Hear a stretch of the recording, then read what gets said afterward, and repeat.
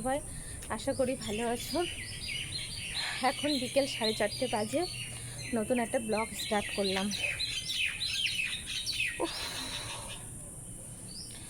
ছাদে এসে খুব কষ্ট হচ্ছে। দাঁড়াও, আগে খানিকটা দম নিয়ে নিই, প্রচণ্ড কষ্ট হচ্ছে। যাই হোক, অনেক দিন ধরে ভাবছি ব্লগ করব কি না। অ্যাকচুয়ালি আমি যখন প্রথম ব্লগ করতাম তখন ব্লগে না ভালো ভিউ আসতো, ঠিক আছে। তারপরে আমি বেশ কয়েকদিন হয়েছে আমি ব্লগ বন্ধ করে দিয়েছিলাম, দিয়ে শর্ট ভিডিও করছি। কিন্তু আমি দেখছি যারা শর্ট ভিডিও করে আবার ব্লগটাও কিন্তু রেগুলার করে, তো আমার সবাইকে দেখে দেখে আমারও একটু মনের মধ্যে আশাটা জাগলো। ভাবলাম যে না, চলো শর্ট ভিডিওর সঙ্গে সঙ্গে ব্লগগুলো স্টার্ট করি। তো আজকে মাসের ওই 29 তারিখ, আজকে শনিবার। তো সারাদিন আর টাইম পাইনি, সকাল থেকে আর টাইম পাইনি। তা ভাবলাম যে চলো রাতের এই বিকেল থেকেই ব্লগটা স্টার্ট করি। আর সকালের কাজকর্ম তো তোমরা দেখতেই থাকো, তার সঙ্গে একটা ফেসবুক পেজও চালাই, সেখানেও আমার অনেক ব্লগ দিতে হয়। তো ভাবলাম যে চলো বিকেলবেলা ব্লগটা স্টার্ট করি। আজকে বিকেলের পরিবেশটা তোমাদের সঙ্গে শেয়ার করি, বিকেলের কাজকর্মগুলো শেয়ার করি। আগেও আমাকে অনেকেই কমেন্ট করেছে, দুই একজন, যে দিদিভাই তুমি এখন আর ব্লগ দিচ্ছ না। তো আজকে থেকে বলছি রেগুলার তোমাদের সঙ্গে ব্লগ শেয়ার করব, রেগুলার ব্লগ দেব। তো এবার মনে মনে সিদ্ধান্ত করেই নিয়েছি, এবার আর ছাড়াছাড়ি নেই। তো যাই হোক, এখন এসেছি ছাদে। আর শুধু আমার ছাদ বাগানটা দেখেছো?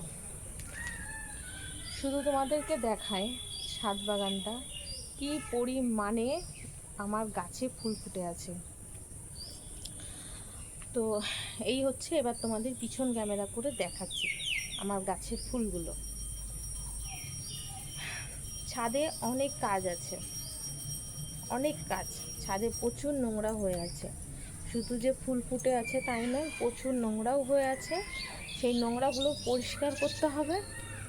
ইভেন সেটা আমি টাইম পাচ্ছি না, কিস হচ্ছে সময় পেলে কিস আর আমি দুজনা মিলে পরিষ্কার করব। দেখো না কত ফুল ফুটে আছে, গাছগুলো সুন্দর করে সাজালে না ভালো লাগবে, জানো তো। আজকে আমি গাছ থেকে ফুলই তুলিনি, আজকে আমি নিচের গাছ থেকে ফুল তুলে পুজো দিয়েছি, ছাদের থেকে তুলিনি। আর সত্যি কথা বলতে মন মেজাজটা একদম ভালো থাকে না, এই জন্য ডেলি ব্লগটা শেয়ার করা হয় না। ভাবি রেগুলার তোমাদের সঙ্গে কী শেয়ার করব, ভাবছি না এবার রেগুলার যেরকম যেটুকু পারে সেটুকুই তোমাদের সঙ্গে শেয়ার করব। তো দেখো বন্ধুরা, কৃষ্ণনা এই জবা ফুল গাছটাতে জল দেয়নি, গাছটা কেমন হয়ে গেছে। সকালবেলা কিস এই গাছগুলোতে জল দেয়, আর এই গাছটা এবার ফুল আসবে কিনা জানি না, দেখি বিকেলবেলার দিকে কিস রবিবারের দিন যদি সময় পায়। আর এই গাছগুলো দেখো কি সুন্দর নয়নতারা ফুল ফুটে আছে, দেখেছো। এবার চলো আমি ওই ছাদে যাই। আর লুমিও দেখো আমার সঙ্গে সঙ্গে চলে এসেছে। দেখো গাছগুলো লম্বা করে সাজানো আছে। এদিকে আমি কি সুন্দর করে গুছিয়ে রেখেছিলাম, কি পুরো ছড়িয়ে দিয়েছে, পুরো গাছটার কি অবস্থা করেছে। আজকে তোমাদের বিকেলের ভিডিওতে সব ফুল গাছগুলো দেখিয়ে দিলাম। এবার একটা একটা করে না গাছ তোমাকে কাছ থেকে দেখাবো। এই ফুলটা দেখো কি সুন্দর, দেখেছো ফুলটা, দারুণ কিন্তু। হ্যাঁ,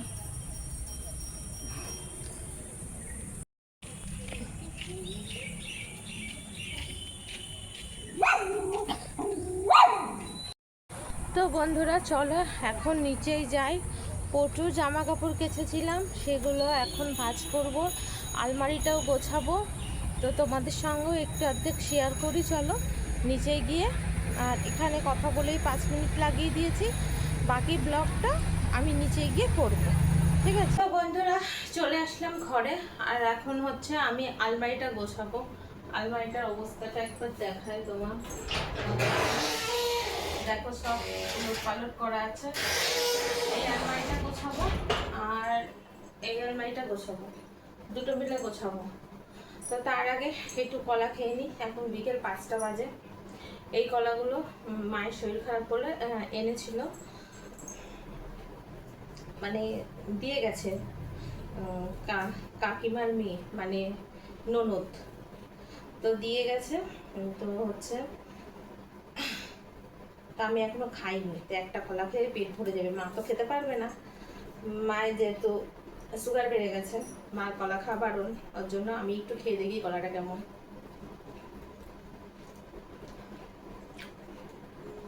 ভালো, বেশ পেকে গেছে কলাটা। আমাদের সাথে অনেকক্ষণ ধরেই আড্ডা দিলাম, অনেক গল্প করলাম। এবার আমার কাজের পালা, এবার তো আমাকে কাজগুলো করতেই হবে। তো আমরা বাড়ি মানে ঘুরে এসেছি, অনেক দিন হয়ে গেছে বাড়িতে। এবার ওই যে কাচাকুচিগুলো করেছিলাম 2 দিন আগে, সেগুলো ভাঁজ করার টাইমই পাচ্ছিলাম না, জানো তো। তো সোফায় রেখে দিয়েছিলাম। আর অনেক দিন ধরেই ভাবছিলাম যে আলমারিটা একটু গোছাবো, আলমারিটা একটু পরিষ্কার করতে হবে। তো টাইমই পাচ্ছি না একদম আলমারিটা পরিষ্কার করার জন্য। প্রতিটা দিনই ভাবি যে আলমারিটা একটু ধরবো, আলমারির ভিতরটা একটু গোছাতে হবে। যদি বলো তোমরা যে গোছানো থাকে না, হ্যাঁ গোছানো থাকে, কিন্তু তাও গুটিয়ে যায়। কিস জামা কাপড় নেয়, আমি জামা কাপড় নিই, মাঝে মাঝে তাড়াহুড়োর সময় একটা দুটো জামা কাপড় বের করতে করতে আলমারিটা পুরো গুটিয়ে যায়। আর ঘরে দেখো পর্দাগুলো নেই। কিছুদিন আগে ঘরের ঝুলটা ঝেড়েছি, ঝেড়ে সব পর্দা, তারপরে টেবিলের কভারগুলো সব কেচেছিলাম। তো আজকে তো আমি টেবিলের কভারগুলো সব পেতে দিচ্ছি, আর পর্দাটা হচ্ছে এখনও কাচা হয়নি, এর জন্য পর্দাটা এখন আর লাগাবো না। পর্দাটা কাচা হয়ে গেলে তারপরে পর্দাটা লাগিয়ে দেবো। তো এদিকে আসলাম শীতের পোশাকগুলো রাখার জন্য। তারপরে আমার এই আলমারিতে যে কাপড় চোপড় জামা কাপড়গুলো আছে সেগুলো একটু গুছিয়ে গুছিয়ে রাখবো। তারপরে আমার আলমারিটা ধরবো, আমার আলমারিটা সুন্দর করে গুছিয়ে নেব। ঘুরতে যাওয়ার স্বাদটা আমার খুব ভালোভাবেই মিটেছে, জানো তো। ঘুরতে গিয়েছিলাম, খুবই তো মজা করেছি 2-3 দিন, কিন্তু বাড়িতে এসে সংসারের কাজ করতে করতে আমি শেষ। আর এখানে একটু মুভিও চালিয়েছিলাম, মুভি দেখছিলাম আর কাজগুলো করছিলাম। না তা না হলে না শরীরে কোনো এনার্জিই থাকে না যদি আমি চুপচাপ কাজ করি। যদি টিভিটা চালিয়ে দিই তাহলে আমার এনার্জিটা ফুল হয়ে যায়। তো দেখো এই আলমারিতে আমি সব জামা কাপড়গুলো গুছিয়ে নিয়েছি। আর আমার কিছু চুড়িদার আছে, যে চুড়িদারগুলো না এখন আমার গায়ে হয় না, যেহেতু আমি অনেক মোটা হয়ে গেছি, আর সেটার জন্য একদমই গায়ে হয় না। এদিকে সব কাজকর্ম সেরে নাইট মানে জামাটা চেঞ্জ করে চলে আসলাম কিসের জন্য রুটি বানাতে। আজকে যেহেতু শনিবার, আর কিস হচ্ছে নিরামিষ খায়, মানে আমরা সবাই খাই। আর রাত্রেবেলা কি বানাবো, তোর জন্য রুটি বানিয়ে নিলাম। আর এই রুটির গল্পটা জানো তো, আগে একটা সময় ছিল আমি রুটি বানাতেই পারতাম না, কিন্তু এখন আমি ভালোই রুটি বানাতে পারি। আর বলতে পারো যে আমার শাশুড়ি মায়ের থেকেও আমি ভালো রুটি করি। আর প্রত্যেকটা রুটি খুব সুন্দর ফোলে, সবাই বলে আর কি, আমার শাশুড়ি মাও বলে যে তুমি ভালো রুটি করো। আর মা রুটি করলে তো পুরো পুড়িয়ে ফেলে। যাই হোক, যেখানে আমি কাজটা করতে পারতাম না, আর তার সে মানে মা তো অনেক বছর ধরে করে আসছে। তো তারপরে এখানে মা আম পাঠিয়েছে, আমাদের গাছের আম দেখো, হিমসাগর আম মা পাঠিয়ে দিয়েছে। মানে আমরা সবাই খাবো।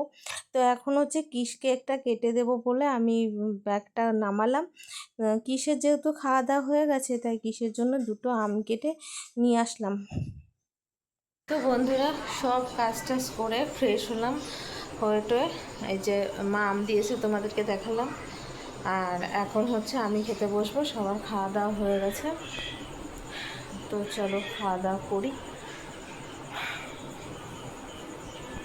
এখন রুটি বানিয়েছি, কিন্তু রুটি আর খাচ্ছি না। এই কটা ভাত আছে, খেয়ে নিই ভাত কটা। রুটি খেলে খুব গ্যাস হয় জানো তো। এদিকে ভাত খেলেও সমস্যা বেশি হয়ে গেছে, কটা তুলে দিই।